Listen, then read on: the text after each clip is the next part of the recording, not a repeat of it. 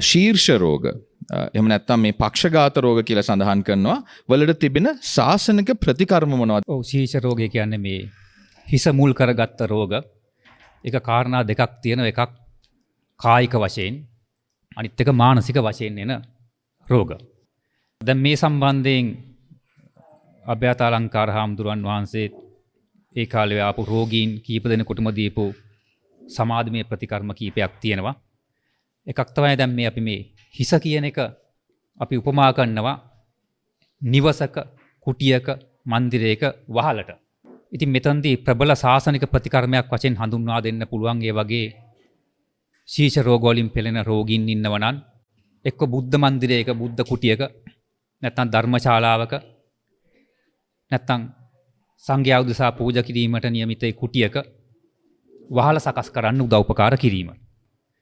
එතෙන්දී Tamanට හැකියාව තියෙනවා නම්, පුළුවන්කමක් තියෙනවා නම් වියහිදන්ම කරන්න ඒ සම්පූර්ණ වහල බාර අරගෙන සකස් කරලා දෙන්න පුළුවන්. හැබැයි එතෙන්දී මතක තියාගන්න ඕන මුදල් වියදම් කිරීම විතරක් නෙවෙයි, Tamanගේ මුදලට අමතරව කාලය සහ ශ්‍රමයත් දායක කරගත යුතුමයි. ඒ කියන්නේ මේ දහඩිය මහන්සියෙන් අපි අර සියතින් දන් දෙන්න කියන වගේ. ඒතෝ තමයි මේ කර්ම වේගෙ ගෙවෙන්නේ. ඉතින් එතෙන්දී Tamanට එහෙම හැකියාවක් නැත්නම් සම්පූර්ණ වහලකට සම්බන්ධ වෙන්න අඩු ගානේ උළු කැටයක් හරි Tamanගේ මිල මුදලින් අරන් දෙන්න. නැත්නම් ඒකට අවශ්‍ය ලී කැබැල්ලක් හරි ඇණයක් හරි. එහෙමත් බැරි කෙනෙකුට ඒ වහල ගහන්න උදව් කරන අයට ඔය බුලත් ටිකක්, තේ කහට පැන් ටිකක් දීලා එහෙම උදව් උපකාරයක් කරන්න පුළුවන්. ඒ වගේම චිත්තප්‍රසාදෙන් ඒ ගැන කතා කරන්න පුළුවන්. ඉතින් මේ කාරණේ ඒ විදිහට සිද්ධ වෙද්දී ඒ වගේම තවත් පැත්තකින් කරන්න පුළුවන් විශේෂයෙන් පුරුෂ පක්ෂයේ අයට නම් Tamanට අවස්ථාවක් ලැබුණොතින් ඒ ධාතුන් වහන්සේලා හිස මත තබා වැඩම වීම, එහෙම නැත්නම් අපි හිතමු ත්‍රිපිටක පොත් වහන්සේලා, ඒ වගේම බුදුන් වහන්සේට පූජා කරන්නේ දාන පාත්‍රය, මොන හරි ඖෂධ පූජාවක් බුද්ධ ප්‍රමුඛ මහා සංඝරත්නයට පූජා කරන, එහෙම නැත්නම් බුදු පිළිම වහන්සේ නමක් තමන්ගේ හිස මත සුදු රෙදි කඩක් ඇලලා ඒ වැඩම වීමේ අවස්ථාවවලද ඒකත් හොඳ සාසනික ප්‍රතිකර්මයක් ඔය කියන ශීර්ෂ රෝගවලට. ඉතින් ඒ විදිහට සිද්ධ කරලා නිකන් ඉන්න බෑ. මේ ශීර්ෂ රෝගයක් වුණත් අපි දන්නවා නිකන් එන්නේ නැහැ කිසිම රෝගයක්. මේ අනන්ත සංසාර ගමනේදී අන්‍ය සත්‍යයන්ට කරපු අවඩ අසාධාරණ හිංගියන් හිංසාවන්, ඒ වගේම උපකාරට කෘතෝපකාර කරන්න බැරි වෙච්ච ඒ හේතු නිසා තමයි කර්ම වේගයක් වශයෙන් තමයි එන්නේ. එතකොට අපි මේ බුද්ධ පූජා වුණත් වඩම්මනකොට අපි හිතේ චිත්තප්‍රසාදයේ ගරු බුහුමන් එක තියෙන්න ඕන.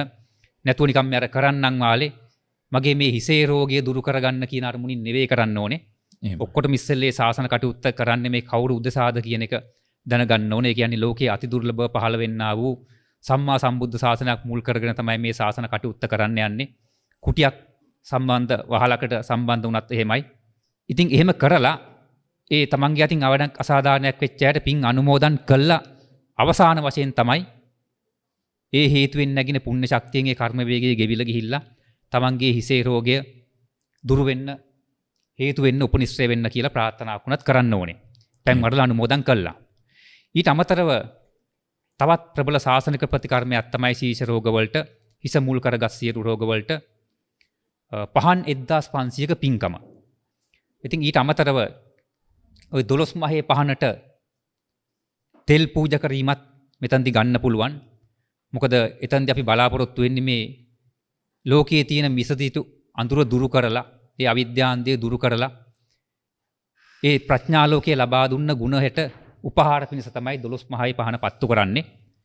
ඉතින් විශේෂයෙන් ওই මානසික රෝග වලින් පෙළෙන දරුවන්ට, ඒ වගේම ඉගෙන ගන්න බැරි අයට, ඔය ඔටිසම් කියන රෝගයට, ඊට අමතර අර කියපු කායික ශීර්ෂ රෝගවලට මෙන්න මේ කියන විදියට තමන්ගේ ගෙදර හරි හදාගෙන කමන්නේ 12 මහේ පහනකට නොකඩවා තෙල් දාලා පත්තු කරන්න පුළුවන්. ඒක දිනයකින් පටන් අරගෙන දින 3, 7, 14, 21 මාසේ දින 100, දින 360 පාම යන්නත් පුළුවන්. ඉතින් ඒකත් අර විදියට සිද්ධ කරගෙන තමන්ටම ඒ පින් අනුමෝදනාව කරගන්න පුළුවන්. එහෙම නැත්නම් භික්ෂුන් වහන්සේ නමක් සම්බන්ධ කරගෙන අර කලින් කියපු විදියට ඒ පාප කර්මයන්ට වන්දි ගෙවලා නිදාස් වෙන විදියට පැන් වඩලා අනුමෝදනාවක් කරගෙන ඒ කාර්ය සිද්ධ කරගත්තට පස්සේ ඒ තියෙන කර්ම වේග ගෙවිලා ගිහිල්ලා ඊට පස්සේ භෞතික වශයෙන් කරන බෙහෙත්තේ ප්‍රත්‍ය වෙන මට්ටමට එනවා. ඒක තමයි සඳහා තියෙන සාසනික ප්‍රතිකර්ම ටික.